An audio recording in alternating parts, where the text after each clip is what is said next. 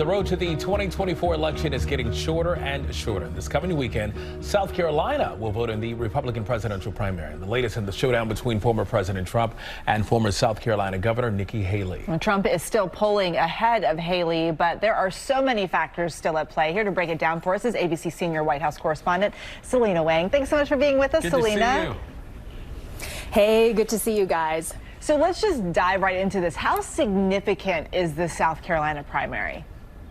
Yeah, Eva, this is a really big deal, especially for Nikki Haley, because this is really her make or break it moment. Now, South Carolina may be her home state, but polling shows her trailing far behind Donald Trump. She needs to prove here that she's building momentum. She needs to perform at least better than she did against Donald Trump in New Hampshire, especially leading into Super Tuesday. Now, the South Carolina electorate, it is more conservative and evangelical. These are groups that tend to vote for Donald Trump. He's also gotten more endorsements from leaders in the state, so Nikki Haley very much the underdog here. And we mentioned that Trump is ahead of the polls. They are ahead in the polls. They are rather in South Carolina. Is there a chance that Nikki Haley could come out on top in her home state?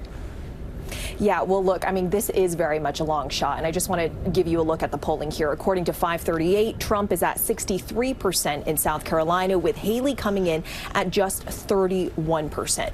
Now, one factor that could change the landscape here is if Nikki Haley is able to attract that wide base of voters. Now, so far, we've seen her perform very well when it comes to moderates and undeclared voters. Primaries, they historically have low voter turnout. So her campaign is betting that they can get Republicans and maybe even some Democrats who don't normally go out and vote in the primaries to go out and vote. Now, when it comes to Donald Trump, so far, all of his legal woes not really denting his support. But if he gets a conviction, that could change the landscape. We've seen Nikki Haley recently really taking shots at Donald Trump, which is a marked difference in what her messaging had previously been. What is she saying now?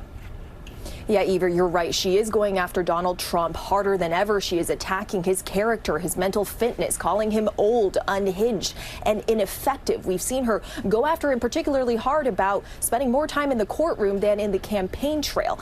But really here, her message is that America needs to move to a new generation of leaders. It needs to move beyond the chaos of Trump, and not just Trump, but she's lumping Biden and Trump together, branding them as grumpy old men. And we know that this is a GOP primary, but where does President Biden factor into all of this?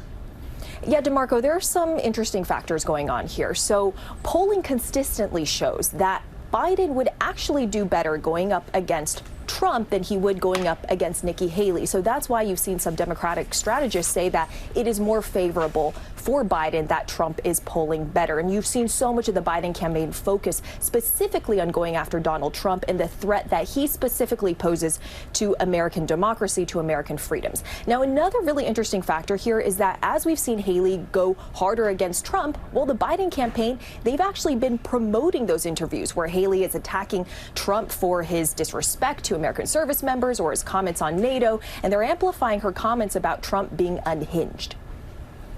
All right. Nikki Haley has said that she will continue even if she doesn't win in South Carolina. What happens next? Yeah, I mean, it's really an uphill battle for Nikki Haley. Even if she loses South Carolina, she really just needs to perform close enough or better than expected to keep the donors and some voters believing that she still got to fight. But really, her last stand is going to be Super Tuesday on March 5th. That's when the most states vote in the primaries.